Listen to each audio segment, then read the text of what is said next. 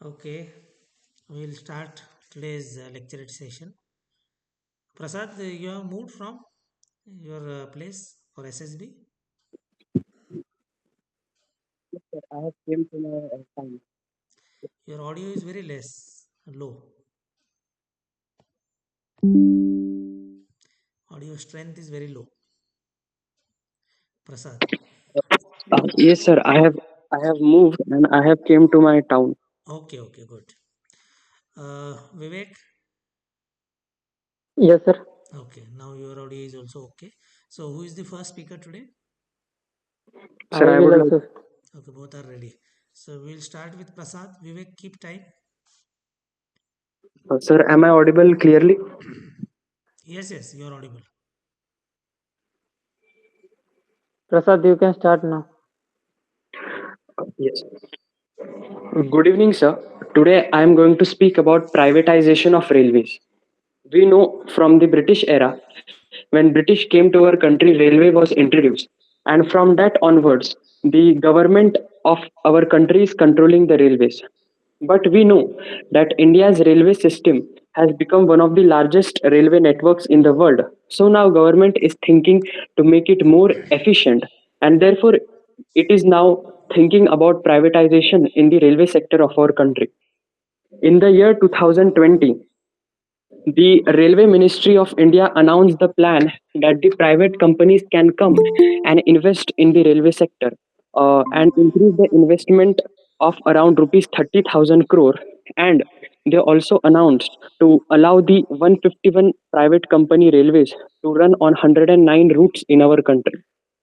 So, privatization of railways in our country will have benefits as well as challenges. And one by one, we will see them. The first one is the benefit. The in the privatization of railways, the first benefit that will happen is the efficiency in the railways will increase. Because of the efficiency in the railways, there will be more modern technologies. The private companies will try to bring modern technologies in the railways, which will make railways more efficient and swift. And what are the problems in today's railway system? Most of them are not clean. The railway public is not happy. Therefore, private companies will try to make it more sustainable to the public. And most important is because of the competitiveness among the private companies, the prices will also become more affordable. And the revenue collection. The private companies will try to run the railways on the routes which are profitable, and this will increase the revenue collection. And most important thing is the management of the railway system will become more better and more excellent due to the privatization. But at the same time, we will also face many challenges. The first challenges that we will face is job cancellation. Many people may lose their job because private companies may cancel them because of their unwanted jobs.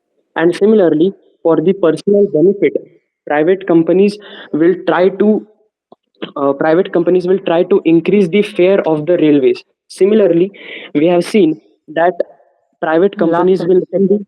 the railways on only those routes which are profitable. And because of this, the railway connectivity in the remote areas such as villages or in the hilly areas will reduce.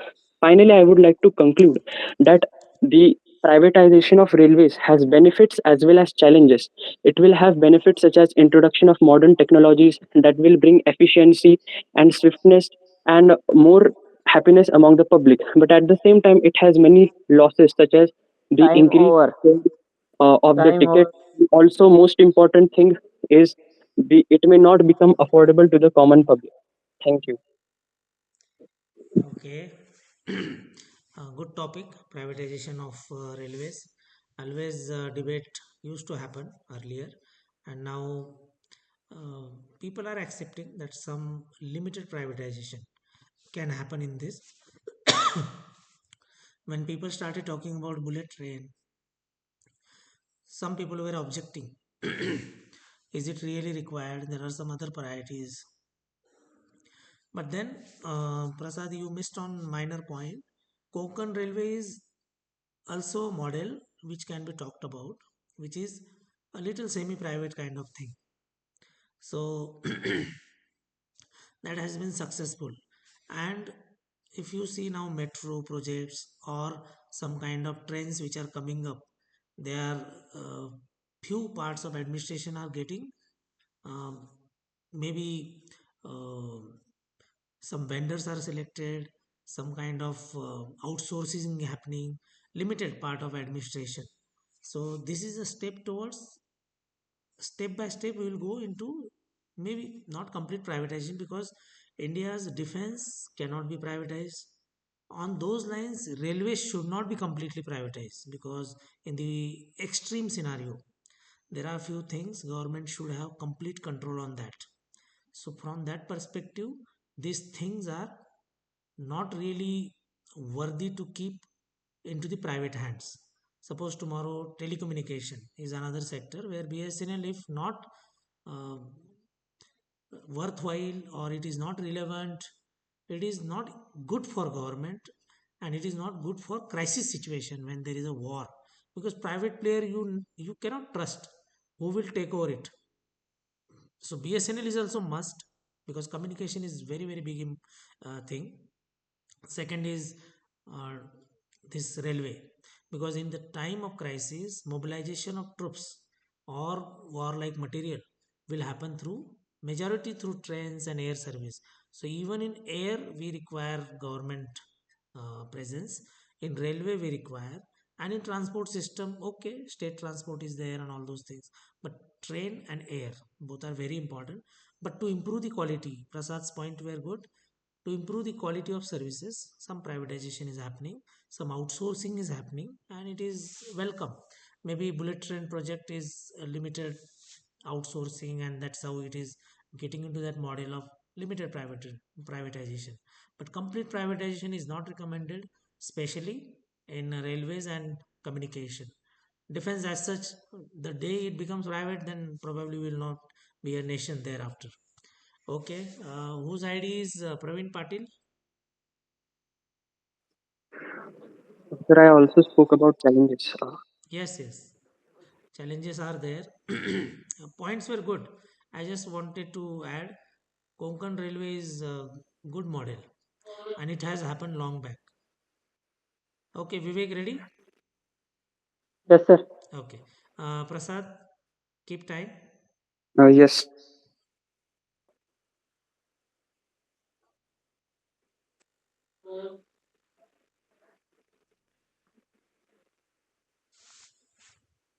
Vivek, you can start.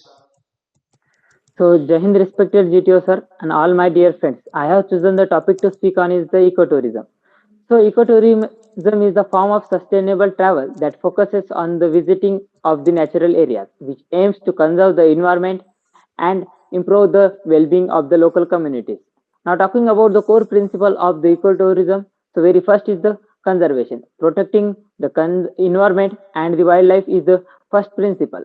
Then another one is the community involvement, engaging local communities for the tourism development. Then other is the education, providing education to the communities and the people for ecological and cultural heritage.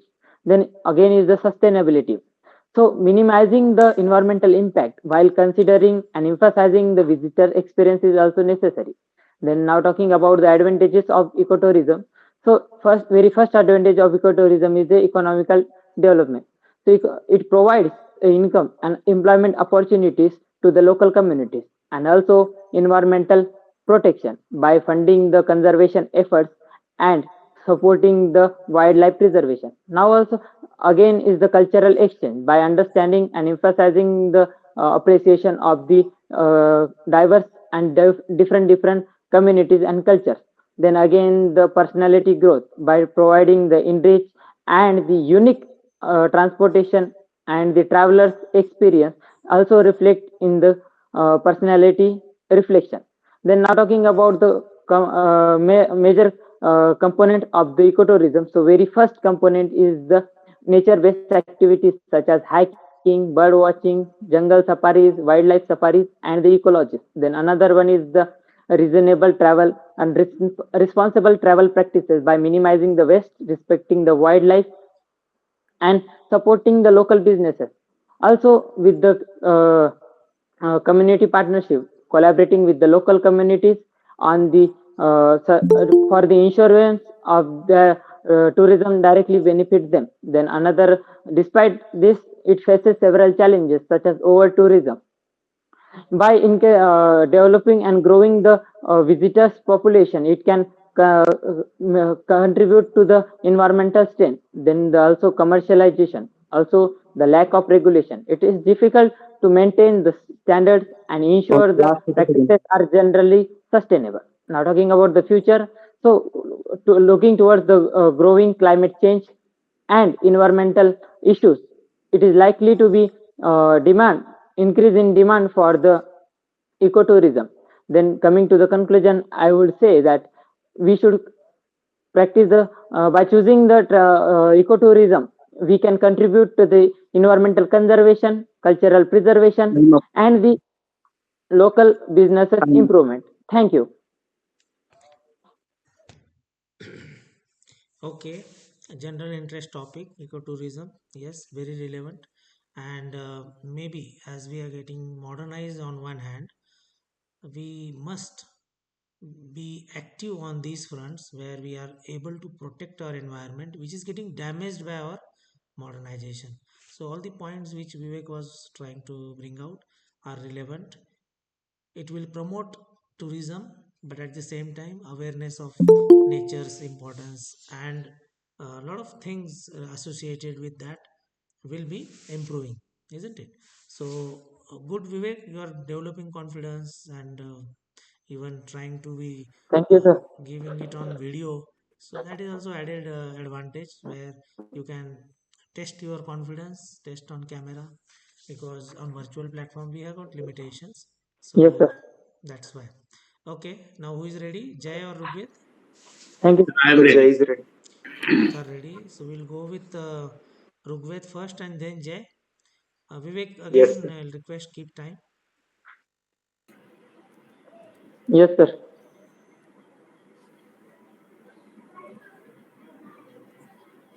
You can start there. Today, we are going to speak on the topic One Nation, One Election. So, what does this mean? This means that synchronizing election of both Central Assembly and State Assembly and holding it at a time. So, this is a very controversial bill. Some are in favor of it and some are against of it. Against of it. So, those are in favor are giving some arguments like GDP growth will increase by 2.5%. This data is given by Ramnath Kovind Committee, which was established in 2019 under the former President of India, Sri Ramnath Kovind. Second is reducing policy paralysis. Now, what is meant by policy paralysis? Under the Model Code of Conduct, any state or central government cannot implement development projects policies in the state or center because there should be a code of conduct to be followed. So because of this, because of the constant elections happening, there is the policy paralysis that no development is happening in the center or state for a long period of time. Now, those who are against it, against the one nation one elections, are giving the arguments like this is constitutional, this is constitutional. There are constitutional and legal complexities. Now, there are changes to be made in Article 83, 85, 172, and 356 in order to implement the one nation one election bill. Now they are saying it's unconstitutional. Then second point they are implementing is while overshadow the uh, local or state problems. Like if there is the one nation one election, the parties and the politicians would focus on the national interest topics like terrorism or anything national interest topic and would steal the elections. This would then lead to overshadowing the local or state problems like farmer protest in Punjab, water disputes in southern states, and also by implementing, if there are constant elections, people can express their distress through changing the government in their respective state. Like if they are not happy with the government at the center, they can change the government in their state by showing their distress and voting power. Last So seconds. what are the measures by for implementing one nation one elections that center can take? So we can first implement it on union territories or the smaller states which have less capacity for the seats of Vidhan Sabha. And also by dividing the states into north, south, east, and west zones, we can implement, we can check the capacity of the one nation one elections, at what extent it is Time helpful over. or harmful Time for the over. country's interest. Thank you. Okay, this is also a current topic now because Parliament has opened it up, and that's why probably it will become more relevant in coming SSBs for some time. Yes, there are merits and there are some challenges in this subject also. Why we should have at first place the things which are going on for so many years, can we continue with that? Our electoral uh, population is increasing. It is going beyond 80 crore. So, uh, if you see the logistic support required for conducting simultaneous election is not easy, and that is the biggest challenge. But then development process gets disturbed. What Rugved was trying to highlight, it is true because the national party, especially national parties, will get involved so many places after one by one if the elections are there state after state. So definitely it hampers the government functioning. But then there are some other issues. There are some parties which are limited to their own state. So they may have reservation to this, objection to this. But then, in the larger interest of the nation, why can't we finish this election process at once every 5 years and just do routine working? This is a plain thinking. And does it have merit? Yes, there are many merits. So that the government machinery is not disturbed, because you see, election, when the election is there, there are so many people employed for conducting the elections. People have to come and vote for many times, because if you conduct election nowadays, it is a holiday also, and that too, it is not a normal holiday, it is a created holiday. So this is also lost to the nation. Why people should stop working time and again, elections after elections? Suppose in every state you have to see if center is conducting election and thereafter state somewhere at varying frequency, that means two holidays. Even 2 days are important if you multiply by the number of voters who are actually stopping work on that day. So small business oriented things or development oriented things, if you see, yes, we should conduct one simultaneous election. But then the biggest challenge is how to conduct it. Maybe in different phases it has to be conducted, because such a huge nation and limited resources. Nowadays it is electronic voting machine, probably it will become much more easy. But then, if the technology is there, the supercomputer age is there, why can't we have simultaneous election? Yes, it will be in different phases. Like probably in 7 phases, central election was conducted. And if it is all states election also simultaneously, you can on the same election date put on EVM multiple options. Maybe multiple EVMs can be put. A person goes there and presses button, or maybe it can be in phases. Whatever way it can be conducted, maybe on trial basis. What is highlighted by Rugved, initially start with some small states clubbed with central, or try it maybe all the small states together, something like that. Somewhere it has to start, and reduce the expenditure and reduce the energy of the center and state both, and go for more development oriented things. Okay, good Rugved, content was good, confidence is also good, but you are not regular. What happened? Yes, sir. Means I am not getting time for means the schedule is very busy, and also for some days there was a problem in my laptop. Okay. As means I don't use phone, so I have laptop only. So there was a problem in my laptop. One of the OLQ is never say time is less. Okay. Yes, sir. Hmm. Time is always equal, available to all, right from a small man till prime minister and president and chief ministers. Time Yes, is sir. same. So time has to be Yes, managed. Okay. yes, sir. Okay. Jay, ready? Yes, sir. Okay. Rugved, keep time. Okay, sir. Jay, are you ready? Yes, Rugved, I am ready. You can start. Okay. Good evening and Jai Hind to one and all present here. Today's my lecture topic is G8 nations. The G8 is a group of 8 countries. It is an intergovernmental organization consisting of the world's leading interrelations nations. In G8 nations, Canada, France, Germany, Italy, Japan, United States, United Kingdom, and Russia is included. But Russia is an suspended since year 2014. G8 is established in 1975 as G6. From 1976, G7 and 1998 as G8. G8 is a membership of 8 nations, and from 2014 year Russia was suspended from G8 nations. G8 GDP is approximately 50% and global GDP for all nations of G8. Now we see the objects of G8 nations. First, global economic and governance. It is the promoted global economic and stability and priority property. In international security, address global security challenges such as terrorism and nuclear proliferations in G8 nations. Climate change addresses the global environmental issues and including climate changes issues. Now we see the key issues of G8 nations. First, global economic crisis coordinates responses to the economic crisis in G8 nations.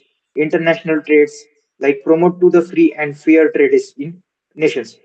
Energy security addresses that the energy security conquers the corners that the G8 nations. Development support the sustainable development in developing countries in G8 nations. Now we see the criticisms of G8 nations. First, the limited representations. G8 nation is the membership is limited to select group of nations. Second, inequitable decisions. Making decision making power is the concentrated among the member of nations in G8 nations. In inadequate response to the global challenges, G8 has the first criticism for inadequate responses to the global challenges in G8 nations. And lastly, I conclude that Last 30 G8 plays a seconds. significant role in a shaping of global economics and the security policies. However, the limitations and the criticisms highlights the need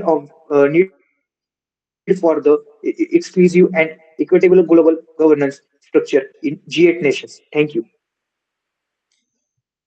Okay, Jay, quite improved lecturate from your side.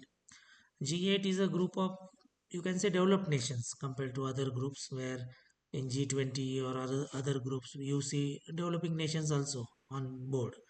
But G8 now you can call it G7 after the Russia being suspended after the annexation of Crimea, which was declared illegal by other countries. So maybe US has got upper hand in this powerful group.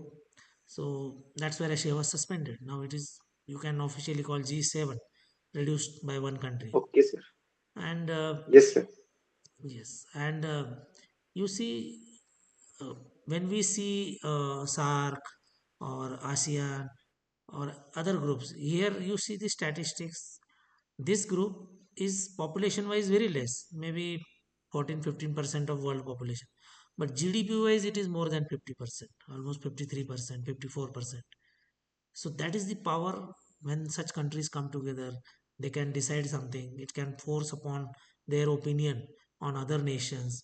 But of late, maybe in last one decade, these groups are not really making any impact because world has come so closer in communication, in transport, that probably it is not having impact the way it used to have 20 years back, 30 years back. Two nations coming together or a group of nations coming together declaring something. Today maybe some hotspots are there, some wars are going on. So even if some country says something or declares something, for example, two wars are going on, some nations are threatening, but nobody is listening.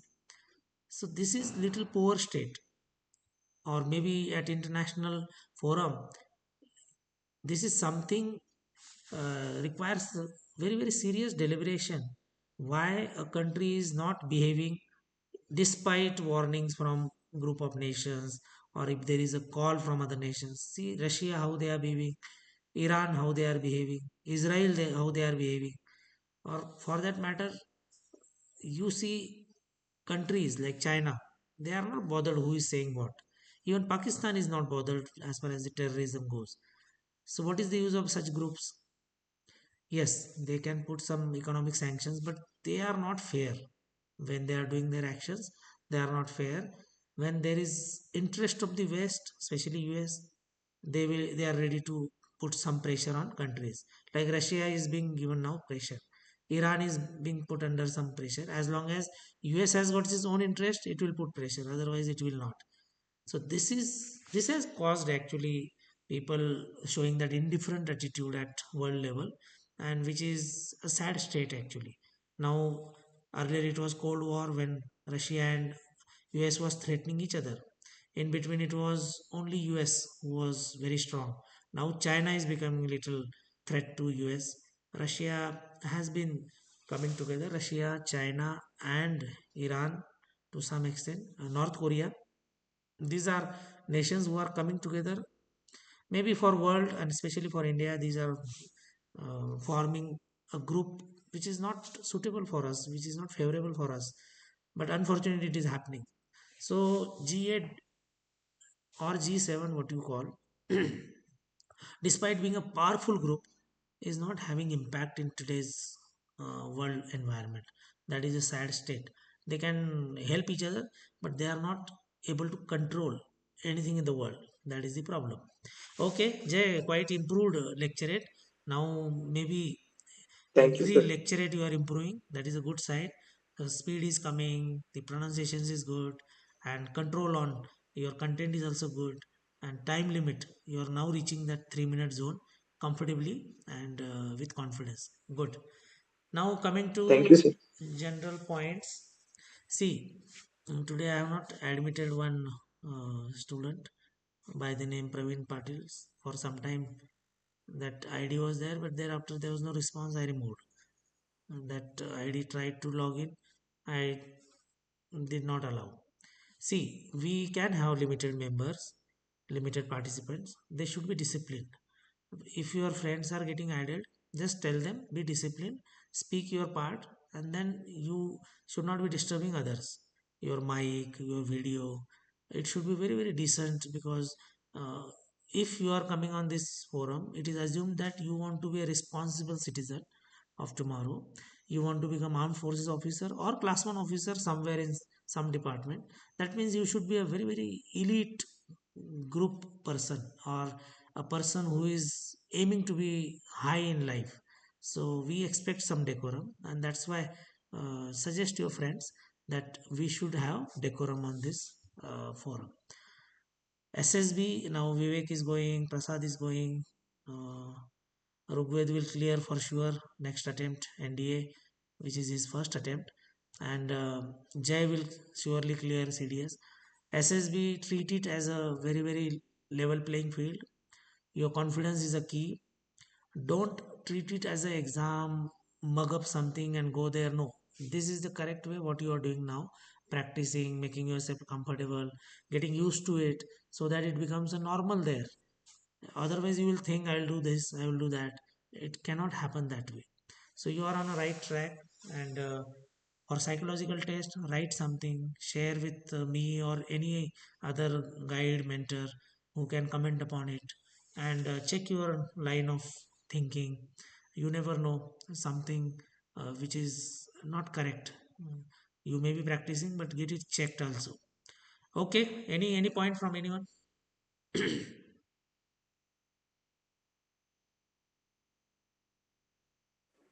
No, sir. Okay, chalo, we will end here, and maybe now Prasad is already heading for SSB, so another Yes, 4 5 days we'll have a break. Prasad, all the best. Thereafter, Vivek, we may connect before your SSB. thank you. Okay, Yes, sir. do well. First day is very very we can say dicey. There, your performance You should be concentrating and leave it to the judges, whatever they want to decide. You do your part. Okay, everyone. We'll end here. Bye. Jai Hind. Yes, sir. Jai Hind, sir. Bye, All sir. the best, Jai Vivek and Hind. Prasad.